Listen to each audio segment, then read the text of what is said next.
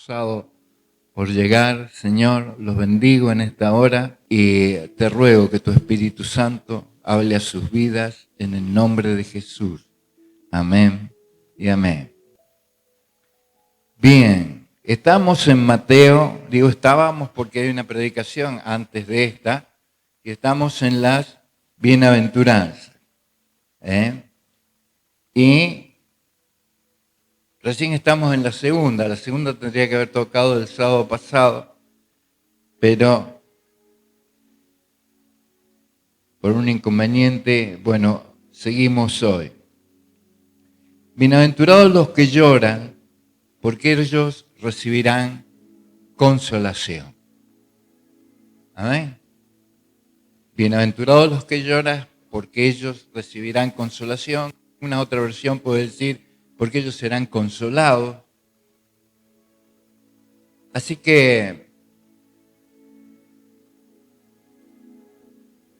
quiero decir que el quebranto no es un estado de derrota, sino la puerta a la consolación divina y a la madurez del carácter.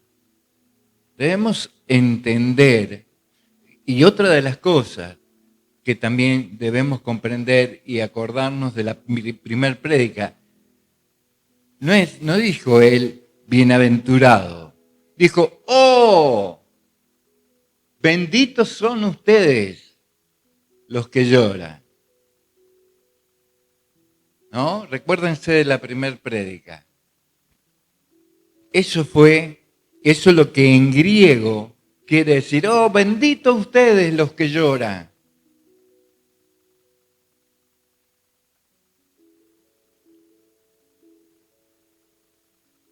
Porque entonces van a recibir consolación. Entonces, desde ese punto de vista nosotros podemos ver que no es un estado de derrota, sino la puerta a la consolación y a la madurez de carácter. ¿Sí? Tenemos que entender, y ya lo vamos a ver más adelante, que nuestro carácter se forma más en momentos de angustia que en momentos de solazo o alegría. El carácter de una persona, y sobre todo el carácter cristiano, encuentra más refugio en el momento de tristeza, de angustia o de desconsuelo.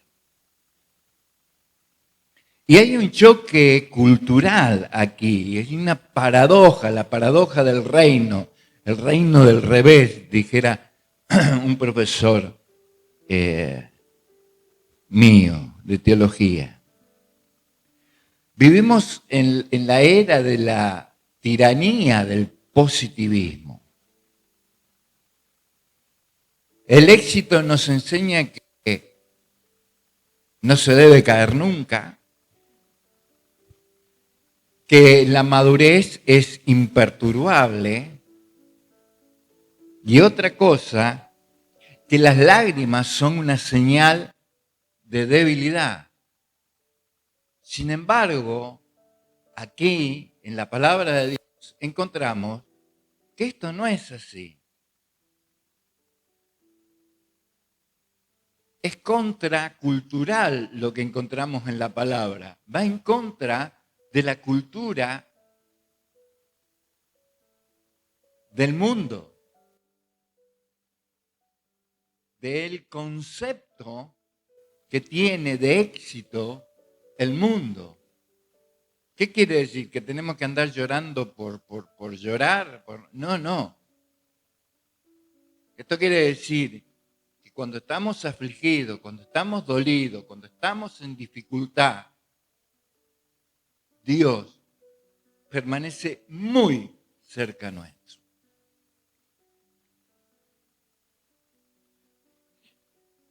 Para eso Jesucristo usó la palabra menzontes, con Z. Y no es una palabra de tristeza pasajera. La palabra pentos, ¿no?, señala el dolor por duelo, el dolor por pérdida. Esta misma palabra se usa para cuando le dijeron a Jacob que su hijo José había muerto. Jacob se quiebra. No podía ocultar su dolor, el dolor que la tragedia le había provocado. Era un dolor tremendo. Y se refiere a ese dolor. ¿Se acuerdan cuando esto parece ingenuo, pero cuando venía la mujer, la viuda, se le había muerto el hijo, venía en peregrinación y se encuentra con Cristo, y entonces Cristo le pregunta, ¿por qué lloras? O sea, parece una pregunta un poco obvia, ¿no? Una pregunta retórica que no necesita una respuesta. Pero la viuda se había quedado solo, y una viuda sola en aquellos tiempos es una cuestión terrible. No solamente expresaba el dolor por haber perdido a su hijo, sino por la situación que se avecinaba, que le venía. Y es ahí cuando Jesús muestra toda su gloria, todo su poder, y su hijo resucita. Yo no sé qué es lo que te hace doler en tu corazón hoy. ¿Qué es lo que es lo que te quiebra al medio? ¿Qué está ocurriendo en tu vida? Circunstancias externas que no puedes controlar y que te hacen doler. El tema es saber y entender de que Cristo está presente en todo momento y en todo lugar. Para el que cree, todo es posible.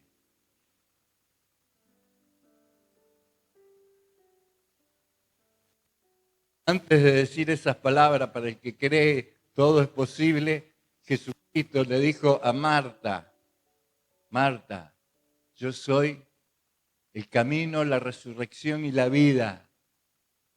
Todo aquel que en mí cree tiene vida eterna. Y al poco rato resucita Lázaro.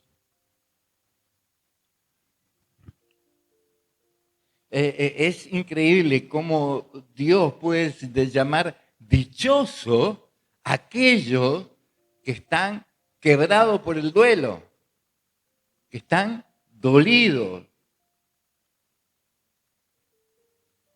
La felicidad del reino no depende de la ausencia de dolor, sino de la calidad de la respuesta hacia esas circunstancias o hacia ese momento. ¿Cómo respondemos nosotros ante el dolor como creyentes, como cristianos? ¿Respondemos entendiendo de que Dios está en medio del dolor con nosotros? ¿O muchas veces respondemos con ira, con bronca, como con desdeño hacia Dios, a decir, Señor, ¿por qué me tiene que pasar a mí esto?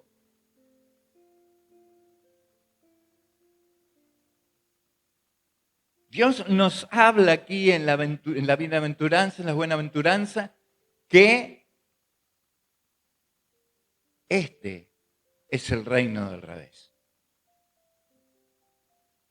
Y que Dios se manifiesta en medio de lo imposible.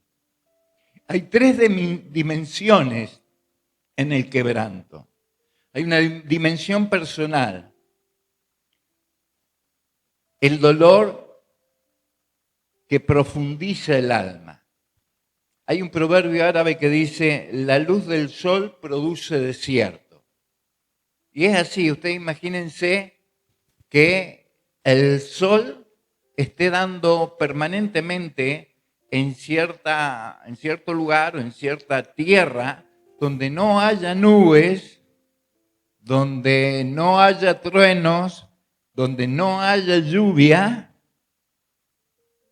y va a terminar convirtiendo esa tierra en algo estéril. En una superficie no apta para nada.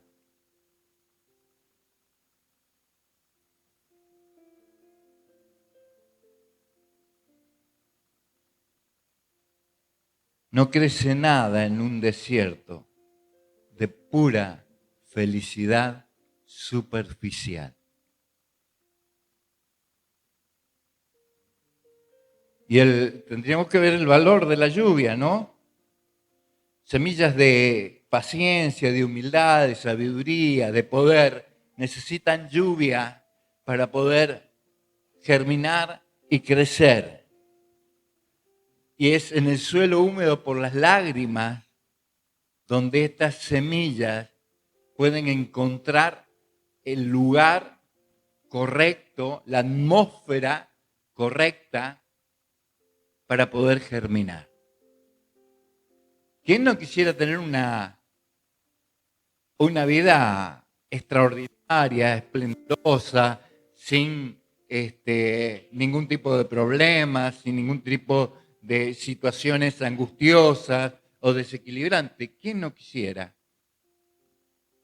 Sin embargo, la palabra de Dios me dice, en el mundo tendréis aflicción, pero confiad, yo he vencido al mundo. Y esa palabra confiar tiene una importancia extraordinaria. Porque en el mundo todos tendremos aflicción. Todos, no hay uno que no tenga aflicción en este mundo. Todo el mundo sufre embates. Toda persona en el universo sufre embates, circunstancias difíciles, problemas que parece que los supera. Sin embargo, él dice, confiad, yo he vencido al mundo. Mire, hay un refrán escrito por Robert Hamilton que vivió a fines del siglo XX y dice, anduve una milla con el placer, ella charló todo el camino, pero no dejó ninguna sabiduría por todo lo que tuvo que decir. Vuelvo a repetir, anduve una milla con el placer, ella charló todo el camino, pero no dejó ninguna sabiduría por lo que tuvo que decir. Anduve una milla con el dolor y ni una palabra dijo. Pero hay las cosas que aprendí cuando el dolor caminó conmigo.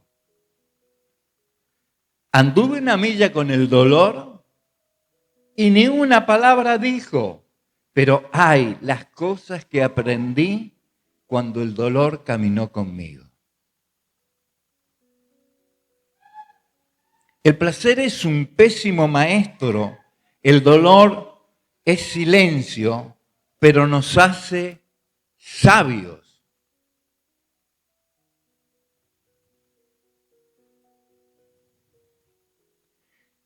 Si hoy estás en aflicción, permíteme decirte, no estás perdiendo el tiempo.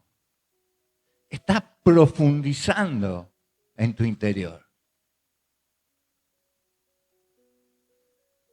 Estás usando tu cabeza para pensar y para decir, Señor, estas circunstancias no puedo salir. Si no sos vos el que intervenís, yo no tengo fuerzas, ni modos, ni medios para salir. Pero confiad, yo he vencido al mundo. En el mundo tendréis aflicción, pero la palabra que nosotros tenemos que entender de esa frase es confiad, confiad. Nuestra mente en medio de la aflicción tiene que aferrarse a la confianza absoluta. Eso es tener fe, la certeza de lo que se espera y la convicción de lo que no se ve. Yo no sé cómo voy a salir, yo no sé cómo Dios me va a auxiliar, yo no sé cómo Dios me va a levantar. Lo único que sé es que voy a salir, que voy a ser auxiliado y que Dios me va a levantar. Eso es lo que sé. ¿Por qué? ¿Porque lo digo no? Yo no, porque lo dijo Cristo. Esa es nuestra verdad.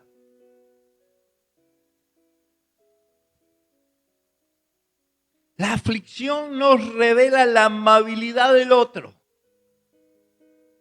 Cómo el otro se conduele conmigo. Me revela el corazón de mi hermano. La aflicción también nos revela la compasión de Dios hacia mi vida, que antes muchas veces no notamos por el simple hecho de ser superficiales.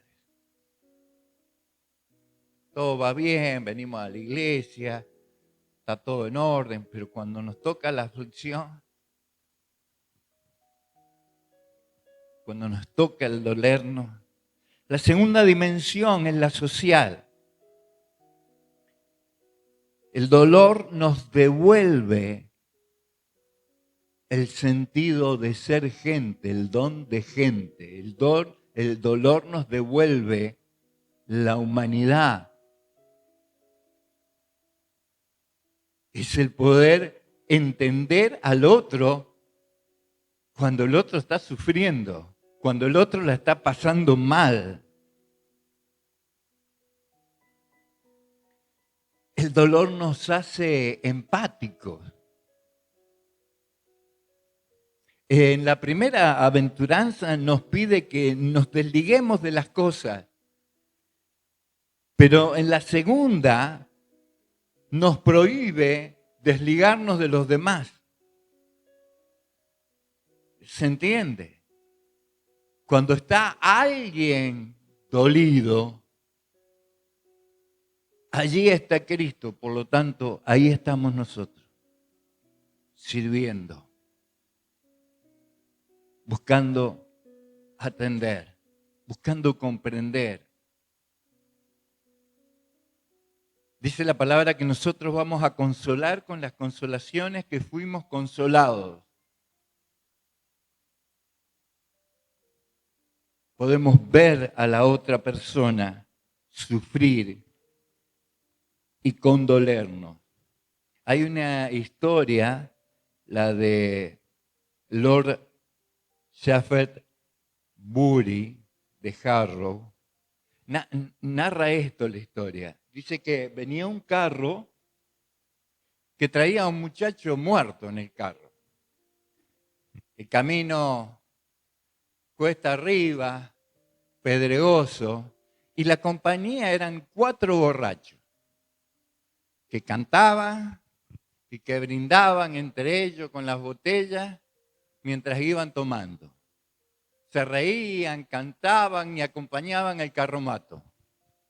El carromato en eso se hunde en un pozo y el ataúd, que eran 4 maderas locas, colocadas así a la aventura, se cae, se desarma y queda expuesto el cuerpo del muchacho. Y la gente que iba y venía, algunos se reían, a otros le dio asco ver el cuerpo ahí tirado. Y otros pasaron por el lado indiferente. Y este Lord lo que hizo, lo que pensó y lo que llevó a cabo Dijo, yo necesito transformar la situación de los pobres en mi país. Y él fue el que bregó en el Consejo de los Comunes para cambiar las leyes laborales en Inglaterra. O sea, algo me tiene que mover el dolor del otro, las circunstancias del otro, la situación del otro. Tiene que pasar algo en mi corazón. Tiene que producir algo en mi vida. Cuando una persona está sufriendo.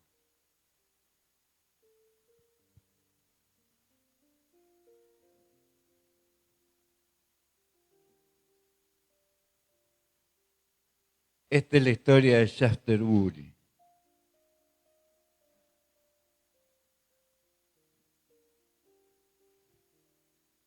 El corazón de carne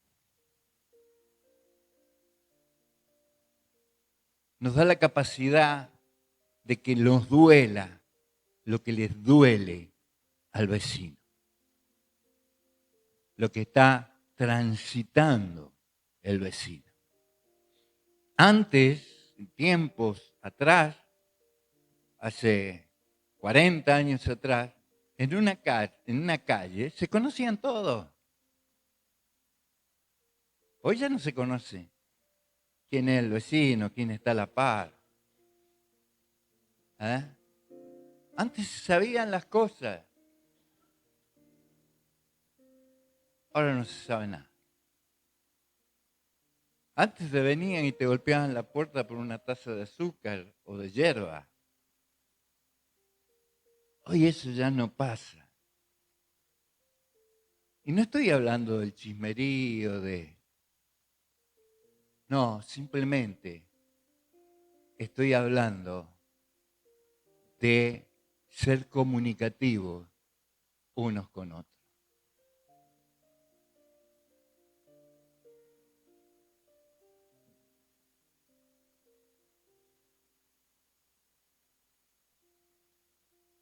Bienaventurado entonces el que no se ha vuelto impermeable al dolor ajeno.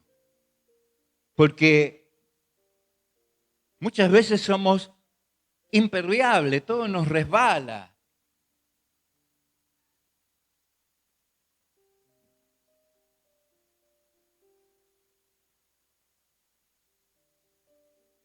Y eso no está mostrando al Cristo que vive en nosotros.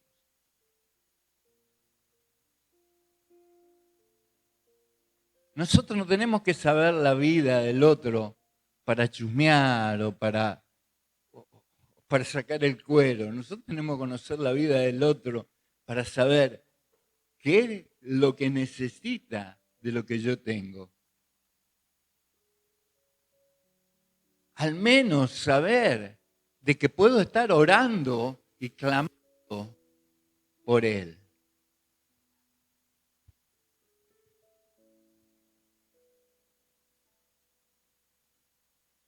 El dolor en la dimensión espiritual abre la puerta al perdón. ¿Sabe una cosa? Antes ocurría en las iglesias que cuando se hablaba de pecado, la gente se quebraba al medio, sentía tanto dolor por lo que sufrió Cristo por nosotros, que no paraba de llorar. Hoy la gente pasa adelante para recibir la unción, para recibir el renuevo de Dios, pero nadie pasa quebrantado en su corazón por lo que Cristo sufrió por usted, no por ustedes, por usted y por mí. Viene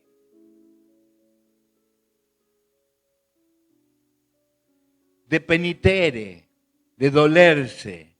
Esto no es solo sentirse mal, es tener un corazón destrozado por lo que el pecado ha hecho en mí.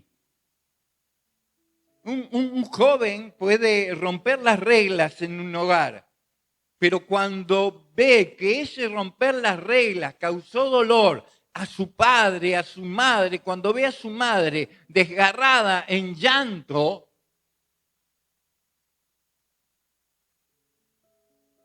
entonces comienza a considerar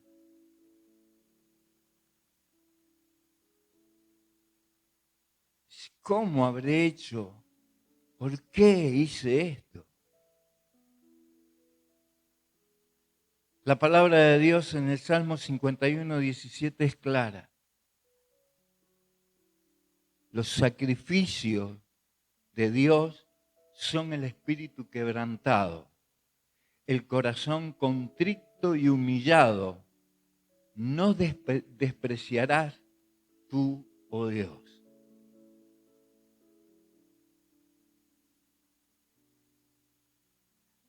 No está hablando del corazón alegre, el jubiloso, del que... No. El corazón contrito. Aquel que se arrepiente de sus pecados todos los días de su vida. Aquel que hace una mirada introspectiva y se analiza todos los días y pide perdón por haber sido capturado por esa bestia terrible que es el pecado. Y mirar la cruz de Cristo y reconocer que Él, por mis pecados, estuvo crucificado. Recibió los latigazos, fue colgado en una cruz, clavado sus manos y sus pies, entregó su cuerpo y su sangre por amor a nosotros. El perdón solamente se siente dulce cuando el arrepentimiento es amargo. O sea, el que se ha quebrado, yo lo he hecho. Yo cuando recién llegué a la iglesia, iba a las reuniones y me quebraba y lloraba de tal forma mi pecado, que luego el sentirme perdonado me inundaba y me llenaba de gozo. La consolación como compañía. ¿Qué significa esto de recibir consolación? Al Espíritu Santo se le llama nuestro paracleto, nuestro consolador. Pero nosotros también somos consoladores de otros, ayudadores de otros, aquellos que nos dolemos con el dolor de otros. Estamos llamados a consolar, estamos llamados a acompañar el trayecto de esas circunstancias en el ser humano. Dios no nos va a quitar el dolor. Dios se va a meter con nosotros en el dolor y va a acompañar esa situación. Qué fácil que sería venir aquí y decir, Señor, quítame esta angustia, quítame este dolor, quítame. Dios, Señor, ¿para qué es esta angustia? ¿Para qué es este dolor? Acompáñame, enséñame. Señor, ayúdame a crecer en estas circunstancias adversas.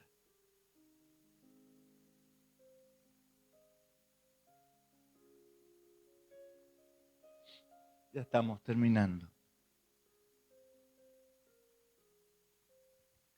La bienaventuranza es el que llora su pérdida, crecerá como ser humano, crecerá como cristiano, crecerá en su espíritu. El que llora por su prójimo será una persona útil, será una persona servicial. El que llora por su pecado recibirá el gozo del perdón, el gozo inexorable, el gozo inexplicable, el gozo extraordinario de experimentar el ser perdonado. Piense por un momento cuál es su dolor y no diga, Señor, quítamelo. Dile, Señor, transítalo conmigo, porque necesito más de tu sabiduría.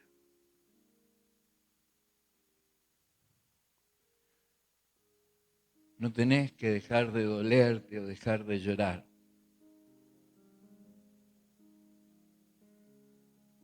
Sino, preséntate delante de Dios, reconociendo de que Él puede ser tu sanador y puede ser aquel que te traiga consuelo.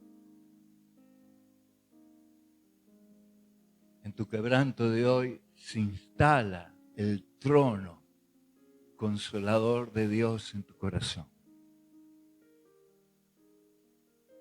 Querido hermano, la palabra de Dios dice que Él tiene en cuenta hasta un cabello nuestro que se nos cae de la cabeza. Entonces, ¿cómo no va a tener en cuenta tu pesar? ¿Cómo no va a tener en cuenta tu angustia?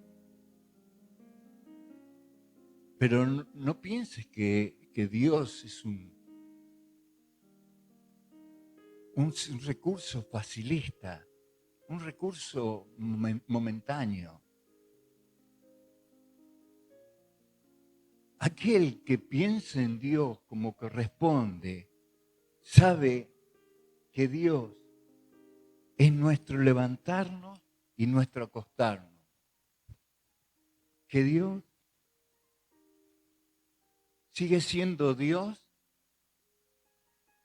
con el viento a favor o con el viento en contra, circunstancias buenas o circunstancias malas. Él sigue siendo Dios.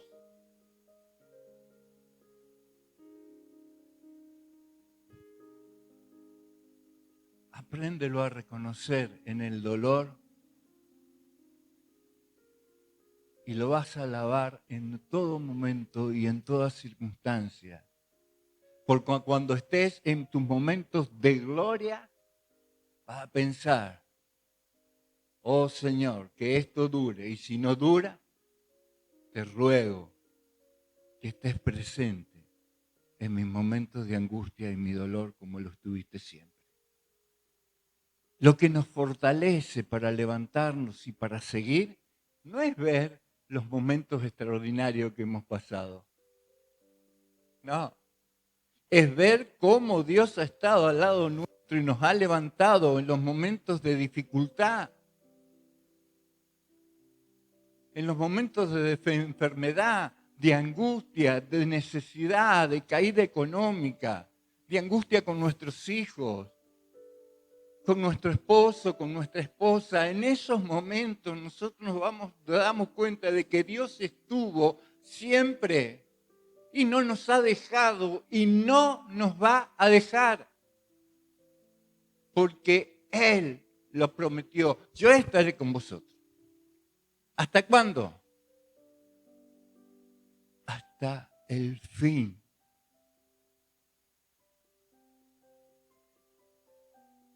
Hasta el fin. Dios no es de aquello de cuando las cosas duelen, pican y se van. No, todo lo contrario. Cuando las cosas se ponen espesas, ahí es donde a Dios le gusta estar al lado del cristiano.